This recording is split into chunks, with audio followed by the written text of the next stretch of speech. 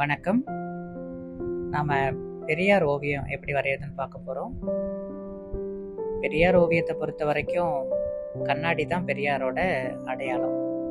ரொம்ப சாதாரணமாக 2 கண்ணாடி வரைஞ்சி கண் வரைகிறோம். ஃபஸ்ட்டு பேசிக்காக நம்ம ஒரு ஸ்க்ரிபிள் மாதிரி பண்ணி அதை நம்ம எடுத்துக்கிட்டு அதுக்கப்புறம் தான் டீட்டெயில் அவுட்லைனுக்கு நம்ம போக போகிறோம்.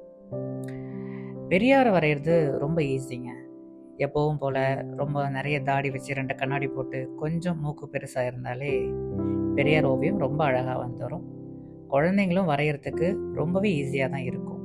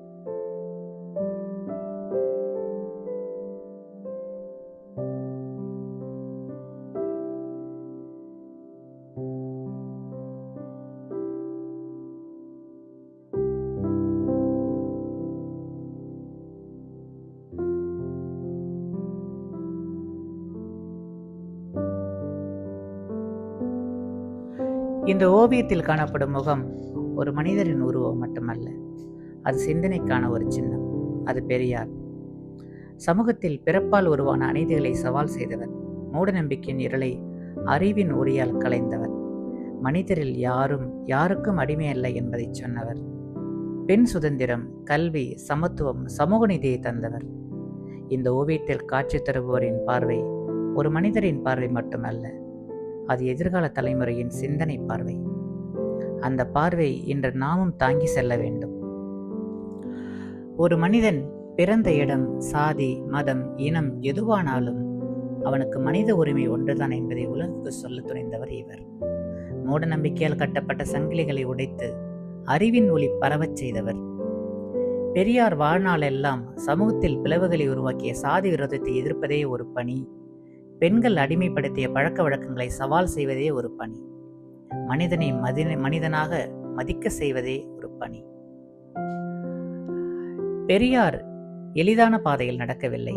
அவரை விமர்சித்தார்கள், எதிர்த்தார்கள். ஆனால் அவர் தன் குரலை ஒலிக்க விட்டார். அவர் சொன்னார், உண்மை எவ்வளவு கசப்பானதாக இருந்தாலும் அதை சொல்ல துணியுங்கள். சமூக சிந்தனையை கலைக்காக மட்டுமல்ல, நடைமுறைக்காக மாற்றியவர் பெரியார். அவர் ஒரு தலைவர் மட்டுமல்ல, ஒரு சிந்தனை புரட்சி, ஒரு தீபம், ஒரு இயக்கம். இன்று இந்த ஓவியத்தை பார்க்கும்போது அது நம்மை நினைவூட்டுகிறது. சமூக நியாயம் ஒரு மனிதனின் போராட்டத்தில் மட்டும் நிறைவதில்லை, ஒவ்வொருவரின் செயலிலும் அது உயிர் பெற வேண்டும். இன்று நாம் பார்ப்பது ஓவியமல்ல, காலத்தை தாண்டி நிற்கும் சிந்தனை, ஒரு தலைமுறையை காக்கும் சின்னம். ஆம், அவர்தான் பெரியார்.